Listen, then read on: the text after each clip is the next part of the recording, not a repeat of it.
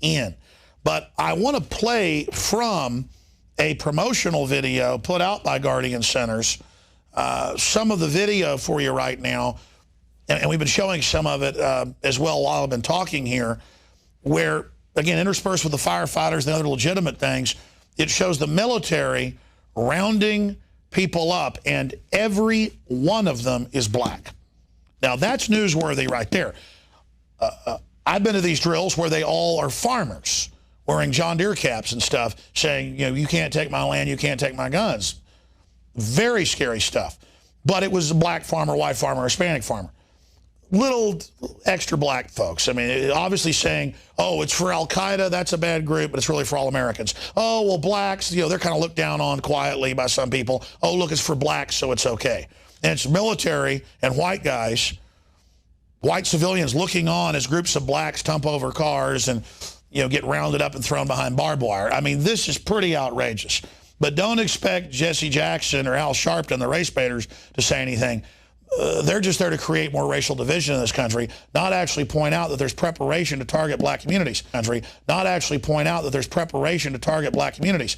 Not actually point out that there's preparation to target black communities, which are under gun control like Chicago and has the highest crime rate in the world, which are under the fake drug war that's bringing down Chicago, just like Mexico's collapsing. It's the policies that are causing this cultural collapse. But here's some of the promotional video hiding in plain view.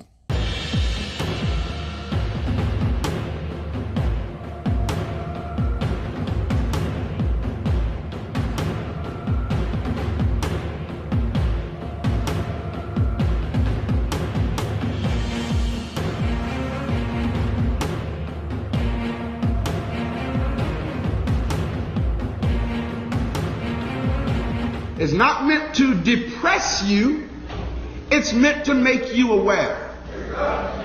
It's not meant to make you walk out of here feeling like there is no hope. It's meant to make you walk out of here saying, I got to get busy and informing my brothers and sisters what's really going on so that we can prepare ourselves for what is coming. The information that I'm going to share with you, personally, I have researched it along with many of my colleagues, and we found a lot of this information in the United States Library of Congress. A lot of this information has finally been declassified after being held away from the masses or kept back from the masses after many years. Because of the satanic, evil, and clandestine objectives contained in this program called the King Alfred Plan, it is imperative, it's necessary that those people whom God has called to be watchmen and watchwomen on the wall alert the people. There's a passage in the scripture that says, woe unto the watchman that sees danger coming and don't say nothing, because then the blood of the people will be on their hands. But when the watchman on the wall proclaims and cries loud and spares not and lifts up their voice, as the scripture says, as a trumpet in Zion, to show the people what's happening, if the people still fall for it, then the blood is off of the watchman's hands. So today, as the watchman on the wall, it's my duty to inform y'all of some stuff that you might not know about. Do my best, Doc.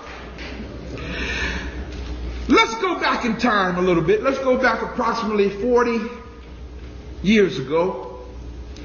Between the years of 1960 and 1964, an organization called the National Security Council. Have y'all ever heard of that before? I know you have, because we talk about national security memorandums. Well, the National Security Council developed a government program called the King Alfred Plan. This program actually details the arrest, detention, encampment, and extermination of the black and Hispanic or Latino population of this country.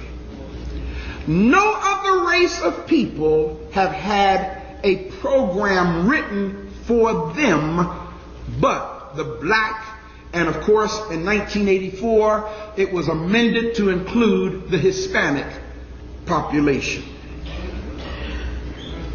President Reagan, along with the ex-director of the Federal Emergency Management Agency, Louis Gov'T, proposed this amendment in 1984, on April 6th of 1984, and hence you have the additional code name REX-84.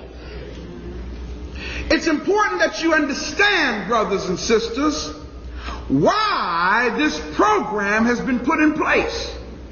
You need to understand the drastic measures that have been strategically designed for our destruction. It's important that you understand, brothers and sisters, why this program has been put in place.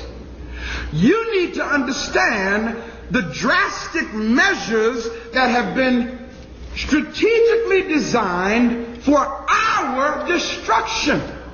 Let's see what's going to happen here. They didn't write this, brothers and sisters, without a plan to make it happen. Let me say that one more time. They did not go through the trouble of writing this without a plan to pull it off. The King Alfred Plan, the United States of America King Alfred Plan, code named REX-84. Here's what it says, and I'm going to read quickly. In the event of widespread and continuing and coordinated racial disturbances in the United States, King Alfred, at the discretion of the president, underline that and then look at the person next to you and say, this is why no black man can be the president. You got to understand, people, this program was written for black people. They ain't gonna, hey, listen, I don't know, what's Secretary of State's name? Colin Powell. I don't know. He seems to be a little disgruntled, but when you got people like that supporting the white agenda, you know, it makes you wonder. They might be able to put somebody who looks black in the Oval Office. It says, at the discretion of the president, King Alfred is to be put into action when? In other words, when the president of the United States, not Congress, not the House, not the Senate, not the House of Representatives, not the Senate, when the president declares this emergency, it's to be implemented immediately. Participating federal agencies, what are they? National Security Council, what else? Central Intelligence Agency, Federal Bureau of Investigation, Department of Justice, Department of Defense, Department of Interior. Participating state agencies, what are they? National Guard units, state police. Participating local agencies are what? City police and county police, that's right.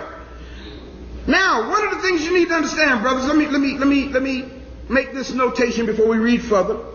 In addition to the law enforcement agencies that we just mentioned, in 1982, there was a guy named Oliver North. Y'all have heard of him, right? Oliver North and Ronald Reagan got together, and the two of them amended the King Alfred Plan. And their amendment became known as REX-84 because it was signed by Ronald Reagan in 1984. Now, the original plan was signed by Lyndon Baines Johnson, but Ronald Reagan amended it to include the Hispanic population. Originally, it was, what we're going to read, it was just written for blacks. But in 1984, Oliver North and Ronald Reagan amended it to include the Hispanic and Latino population. What's really deep, brothers and sisters, is this. The neo-Nazi groups, this is all a part of the amendment in 1984. The neo-Nazi groups in Texas, Louisiana, and Mississippi, along with state militia groups, like the Missouri militia, the Michigan militia, the Minnesota militia, all of these white paramilitary groups that have their training grounds out in the woods and stuff that y'all, I'm sure y'all know about that, right? I hope you know about that. Well, the amendment in 1984 was written to include them automatically being deputized when the president declares the emergency. And all of these other groups will be deputized by the federal government to round up blacks and Hispanics for encampment. This is not good news, brothers and sisters. I'm not here to make you feel good today. I'm here to make you aware today. Y'all hear what I'm saying? Now, brothers and sisters, if y'all are thinking for a moment that there's going to be worldwide empathy or sympathy for us, don't think that. Now, I'm going to tell you why I say that, y'all. Because y'all remember when James Baker was Secretary of State?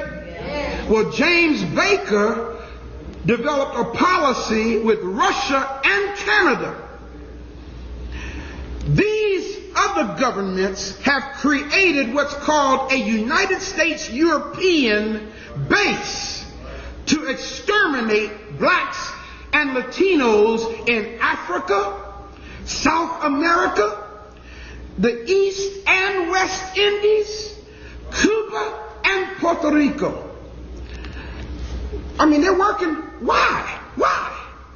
Why are we targeted? Think about that. I mean, they're working. Why? Why are we targeted? Think about that. 50-year-old Walter Scott, he's the guy in the green shirt running away from Officer Michael Slager. The officer fires 8 times. You heard the gunfire there. Scott falls to the ground. Slager then walks up to Scott, handcuffs him before backup arrives. Now, this confrontation started as a traffic stop.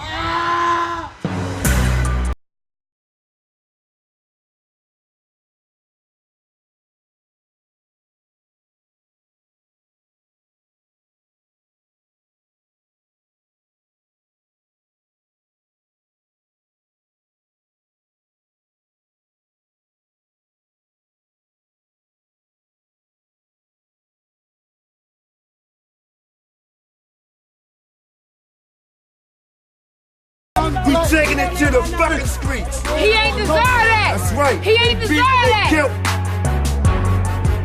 I was like, tell me why you came in my house like that. You killed my grandbaby.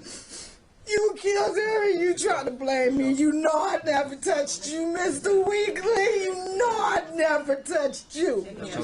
You know you're wrong. You know you wrong. You wrong. She was only 7 years old. She was only a baby, man. She was sleeping and I told y'all, let me get my granddaughter. And y'all didn't even give me a chance. Why y'all do this to me? I get no sleep. I'm sick. I'm sick as hell. I get no sleep. The flashbacks, I wouldn't wish them on nobody in the world, not even you. I wouldn't wish this on no one in the world that had to watch their 7-year-old granddaughter get their brains blown by the people that supposed